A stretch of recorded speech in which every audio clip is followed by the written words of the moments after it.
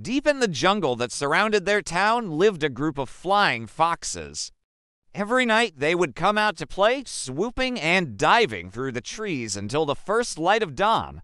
One night, Emma was looking out of her bedroom window and she saw the flying foxes coming down low. She quickly grabbed her trusty sidekick, a little blue and white striped kitten named Mart. Together they raced downstairs and out into the night. "Come on, Luna, hurry up," Emma whispered urgently. She woke her little sister who was fast asleep in her bed. "We have to go see what's happening." Luna yawned and stretched, then followed Emma out into the night, her stuffed dog Max in her arms. Together the two sisters ran as fast as they could towards the sound of flapping wings. When they got outside, they saw the flying foxes just landing in a nearby clearing. "I wonder what they're doing here," Luna whispered to Emma. Just then, one of the flying foxes hopped off of a log and approached the two sisters. "Hello," it said. "Can you help us?" Emma and Luna looked at each other, then back at the flying fox. "Help you how?" Emma asked cautiously. "We need you to take these inside your house," the flying fox replied, reaching into its pouch and pulling out several small pebbles. "You must hide them where they will not be found. The morning light is almost here, and we must hide them before it's too late." Emma and Luna looked at each other again. Something about this didn't seem right.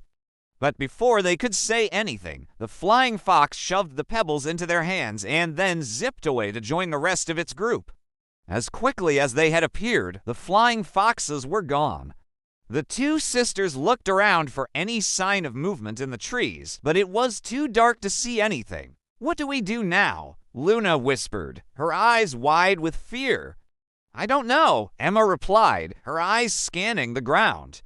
"But we have to hurry if we want to hide these before sunrise." As if to emphasize her point, the sky began to lighten in the east, and the silhouettes of the trees were soon replaced by the colorful hues of the approaching dawn.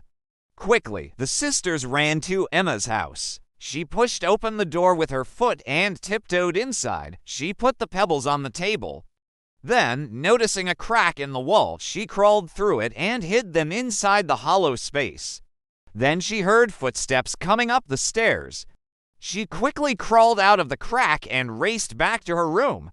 She woke up Mart and Luna, who was still clutching Max, and told them to hide under her bed. When their mother entered the room, she asked, "Did you hear anything strange during the night?" "Did you see any flying foxes?" "No, not at all," Emma replied, hoping her mother couldn't hear the pounding of her heart. Their mother smiled and ruffled Emma's hair. "Good," she said, "because I don't like those filthy animals anywhere near my house." Emma nodded, but she couldn't help but think that their mother didn't understand. The flying foxes weren't filthy or scary. They were beautiful. And Emma couldn't wait to tell them that once the sun went down again, she would sneak out of her house and go find them. The next night, sure enough, the flying foxes returned. Emma raced to the window and cried out in surprise. Instead of swooping and diving around the clearing, they were busy dragging glowing crystals from a nearby cave.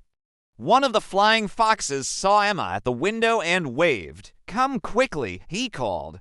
"We need your help." Without a word, Emma slipped out of her house and raced to the cave. As she rounded the corner, she gasped. Inside the cave were thousands of sparkling crystals, all different shapes and sizes.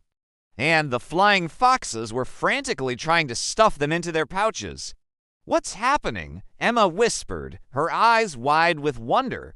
"These are the heart crystals," one of the flying foxes explained. "They're supposed to be in the sky, but someone stole them and hid them here. We're going to put them back," Luna said, her eyes flashing with determination.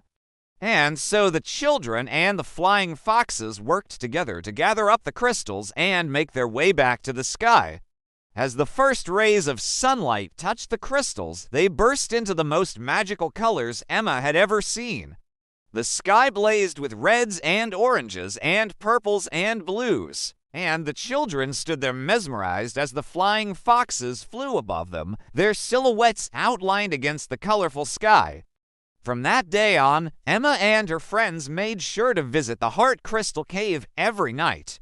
And every morning they watched as the flying foxes returned the crystals to the sky, making each sunrise a spectacular sight to behold.